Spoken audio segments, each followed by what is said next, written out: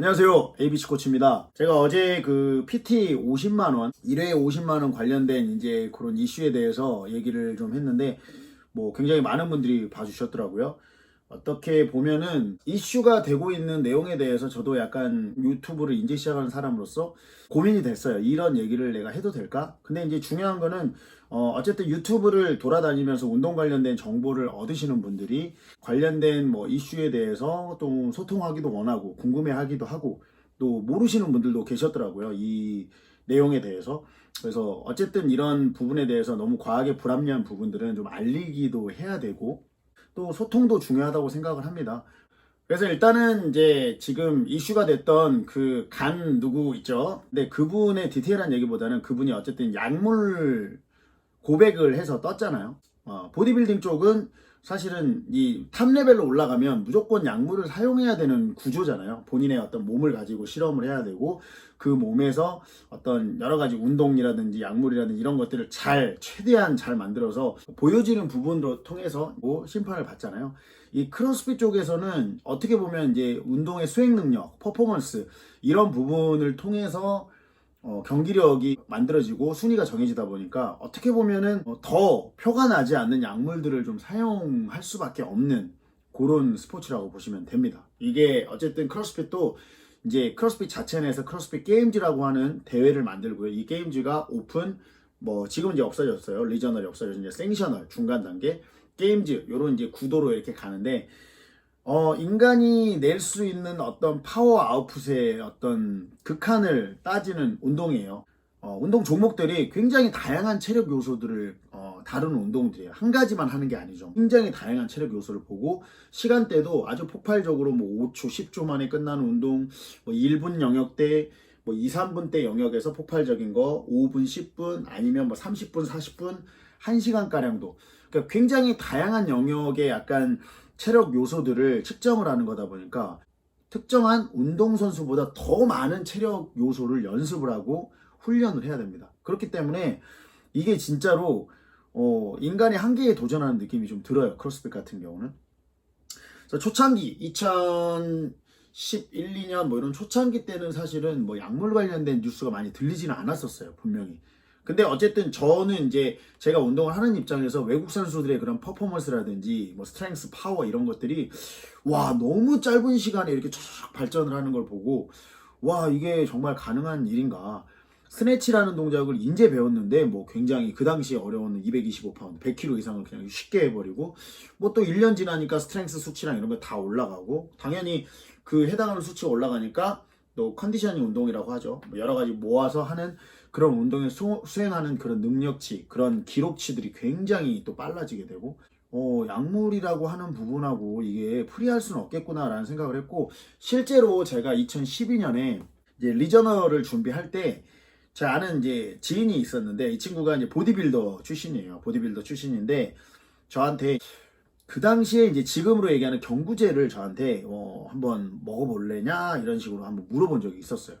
그래서 그게 어떤 효과를 내느냐 물어봤죠. 물어봤더니 몸 안에 이렇게 남아있는 그 몸에 크게 데미지도 없으면서 그러니까 이런 인젝션이 아니잖아요. 그러니까 뭔가 그냥 입으로 들어가니까 훨씬 더 심플한 느낌이 들고 그 다음에 한 몇 주 정도 주기화를 맞춰가지고 몇 주 정도를 이렇게 먹어주고 그 다음에 시합에서는 어쨌든 우리가 크로스핏도 게임즈를 보면 룰북이라는 게 있어요. 룰북에 보면 드러그 폴리시에 대한 부분도 있고 여러 가지 무브먼트, 운동의 어떤 기준, 판정의 기준 이런 것들이 있거든요. 그래서 그 약물에 관련된 내용이 있고 리저널에서도 이제 그 인 시즌, 그러니까 리저널 경기장에서 이제 끝나고 불시에 검사를 할 수도 있고 또 유명한 선수들은 이제 아웃 시즌, 오프 시즌 때도 집 근처에서 이렇게 테스트를 한다든지 이런 경우들이 종종 있거든요. 그래서 일단은 그런 약물에 대한 제재가 있기 때문에 한 그 대회 시즌에 한 3, 4주 정도 전에 끊어주고 해도 그 해당하는 퍼포먼스와 스트렝스가 유지가 될 것이다 라고 이런 식으로 하면서 저한테 해볼 거냐 이렇게 권한 적이 있었어요. 사실은 저는 이제 그 당시에는 제가 크로스핏에 올인을 하고 있긴 하지만 내 어떤 신체를 테스팅을 하면서 이렇게 도전할 만한 그런 필요성까지는 못 느꼈습니다. 크로스핏 대회를 나가면서 그래서 저는 하지는 않았어요.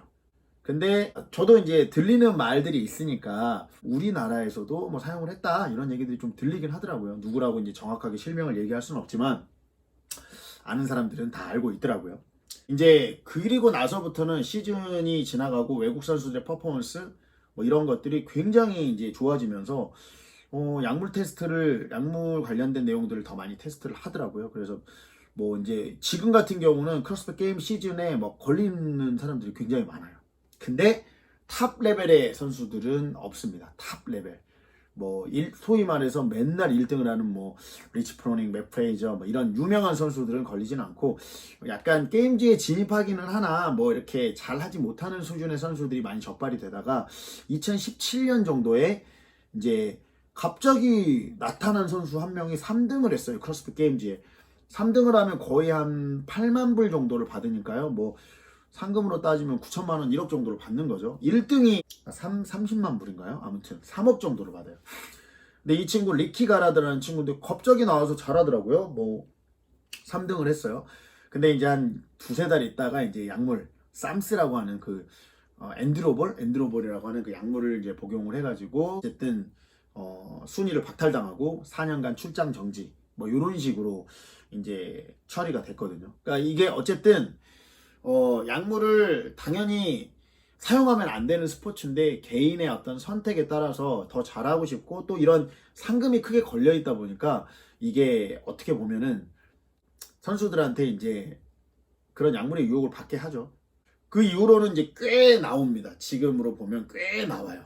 올해도 크로스핏 게임즈에서 뭐 갑자기 누군지도 모르는 선수인데 막 너무 오픈 시즌에 너무 잘하는 거예요. 너무 잘하다가 이제 뭐 룰을 정확하게 안 지키고 이런 여러 가지 것들이 있었던 그리스의 크로스핏 그리스 나라의 챔피언이 있는데 이 친구도 이제 약물에 걸려서 약물 양성 반응이 나왔고 뭐 이런 식으로. 그래서 룰북에 다 적용이 되어 있어요. 4년 출장 정지, 크로스핏 뭐 생셔널이라든지 크로스핏 게임즈 오픈을 참여할 수 없어요. 그래서 스포츠로서의 어떤 요건을 이제 크로스핏 쪽에서도 갖추고 하고 있습니다.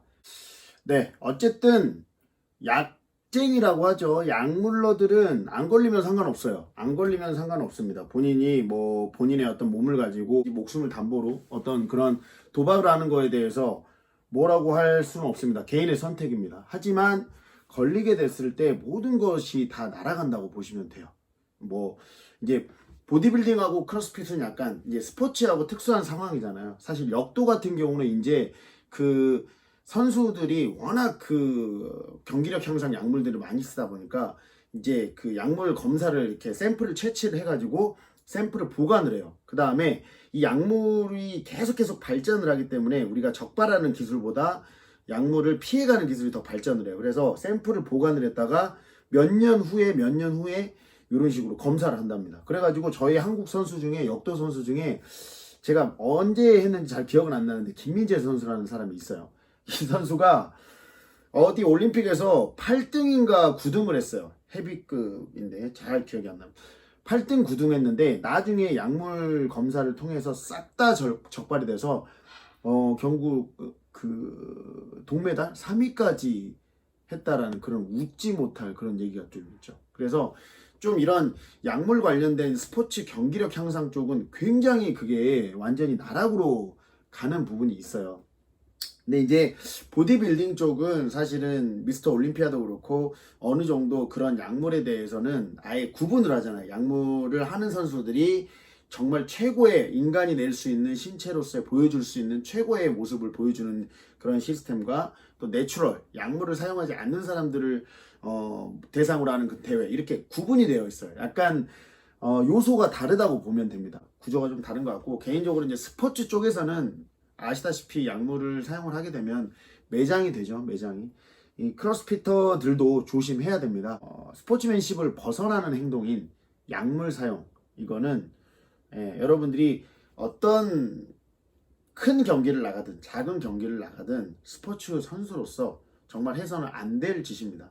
사용하는 부분은 개인의 선택이지만 거기에 오는 후폭풍 그리고 만약에 적발됐을 때 어떤 그 모든 본인의 운동선수로서의 명예가 날아가는 그런 행동들을 크로스핏 하는 선수라고 생각하시는 분들은 하지 않았으면 좋겠습니다.